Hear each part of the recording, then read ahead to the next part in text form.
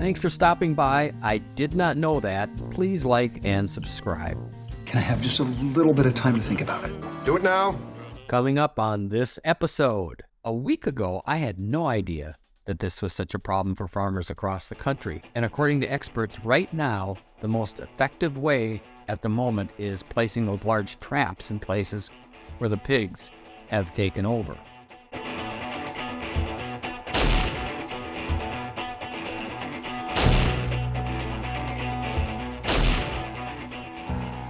Before we start out this episode, I want to give a big thanks to all you viewers out there. I was notified by YouTube that my channel went over 5 million views. I sure appreciate all of you stopping by and watching these shows. Now, on to today's topic, wild pigs. So the other day I came across this as a suggested video when I opened up YouTube. I wasn't particularly interested in pigs and not sure why it kept on appearing, but after a few days of seeing it, I finally clicked on it, mostly to get it to stop appearing on the list. Little did I know that I had just fallen down a rabbit hole, or maybe I should say a pig hole. I have to admit, this was a real I did not know that for me personally. We have a big wild pig problem in the United States, and I had no idea. So I'm going to tell you about it and what some are trying to do to stop it. First, here's a condensed version of what I learned from that first video that I had mentioned. I'll have a link to that below as well as other videos I use in this episode. Wild boars or wild pigs shouldn't even be here. They're not native to the United States. 400 years ago, Spanish explorers brought pigs to America for food. Some escaped and began to breed.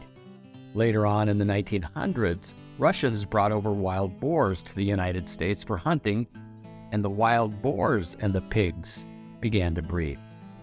By 2022, there were almost 9 million wild pigs running wild across 35 states. They can start breeding at only 6 months old and have between 7 and 13 piglets twice a year. You don't have to be a math wizard to figure out that it doesn't take long for wild pigs to multiply so quickly that they totally take over an area, damaging and eating just about everything in their path. They are incredibly destructive and at times dangerous. They will eat pretty much anything they come across. Pigs are omnivores, so that includes not only crops and vegetation, but small animals, birds, nests with eggs or hatchlings, and even young animals. They also drive other animals away from their natural habitat. Animals like deer who don't like to eat around pigs. Can you blame them? Pigs are also very intelligent and will actually hide within the very crops they are eating, and so they're difficult to see. Here's a great example of it right here.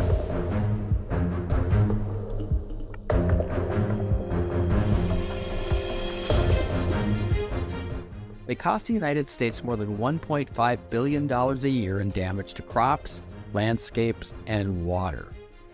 Another problem is they don't have many predators. While wolves and coyotes may take out some young ones, they aren't anxious to fight a full-grown wild boar or sow because they fight back and they are not easy prey. As you can see here, not many other animals are crazy about the idea either.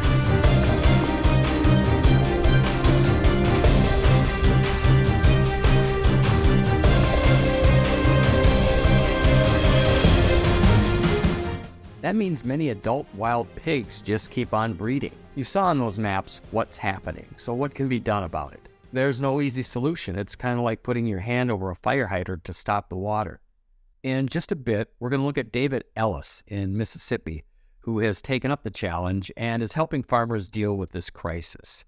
He, along with some others, have come up with some pretty innovative ways of fighting back. But first I'm going to show you some wild boars that have been caught. As you'll see, they don't take kindly to being trapped, and it's fortunate that there's a cage between the pig and its captors.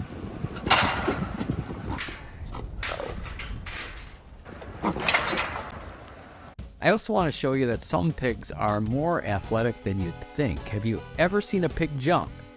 No? You don't think they can? Well, you better tell these pigs.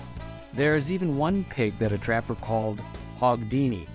They couldn't figure out how he was escaping. That was until they caught him leaping, climbing, and then flipping over the top. After that, they created a ridge on the top so that this hog and other ones can't flip themselves over. As I mentioned, one of the trappers I enjoyed the most is a guy named David Ellis. Let's go ride, boys. He is quite the character. Yeah, you know my dad-in-law owned the Piggly Wiggly down there. Everybody keep telling me, they say, no wonder the pork's so cheap down there.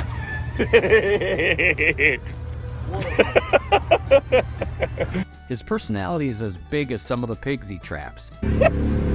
Hey, Mom, I need some of them good gloves. Sometimes he'll catch as many as 30 pigs in one of his traps. Here he shows how he sets them up and how he has cameras set up so he can actually watch them and spring them from his computer. And here comes the rodeo.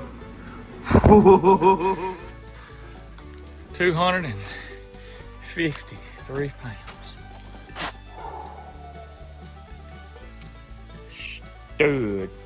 So, what do he and many of the trappers do with all those pigs? Many are butchered and given to shelters and to families that are in need. Knocking heads, feeding families, what we do. Y'all have a good one. God bless. And as always, Jesus loves you. So, what can be done to stop these wild hogs? One article mentioned a birth control compound that a veterinarian created, but few think that that would be possible to get hogs and only hogs to ingest it. Hunters are allowed to kill wild hogs year-round without limits. Some places have taken groups of hunters out and started hunting them from helicopters. But even killing hogs that way isn't going to significantly slow down the exploding pig population. I also learned that the problem is now spreading to the suburbs and cities as these pig populations grow. Someone said there are two kinds of people, those that have wild pigs and those that will have wild pigs. Are homeowners just fighting a losing battle? I would say so, yes. I mean, the best you can hope for is to semi-keep them under control, but with the numbers that I mentioned and the fact of no natural predators, there's really not much we can do. If they go to the neighbor's yard, that's just the way it's got to be, but I don't want them in my yard. A week ago, I had no idea that this was such a problem for farmers across the country. And according to experts, right now, the most effective way at the moment is placing those large traps in places where the pigs have taken over.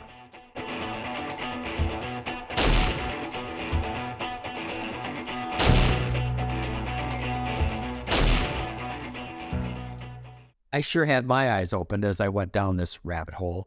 Well, I hope you found this video enlightening. At the rate that these wild hogs are producing, it would seem that it's going to take a unified effort to seriously address this growing problem.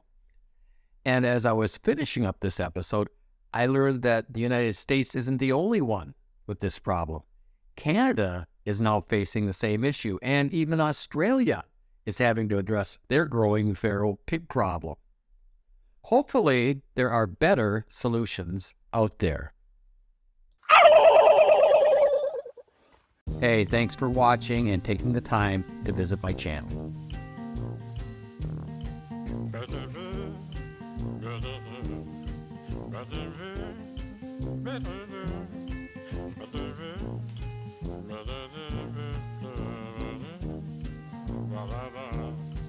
Ba-da-da.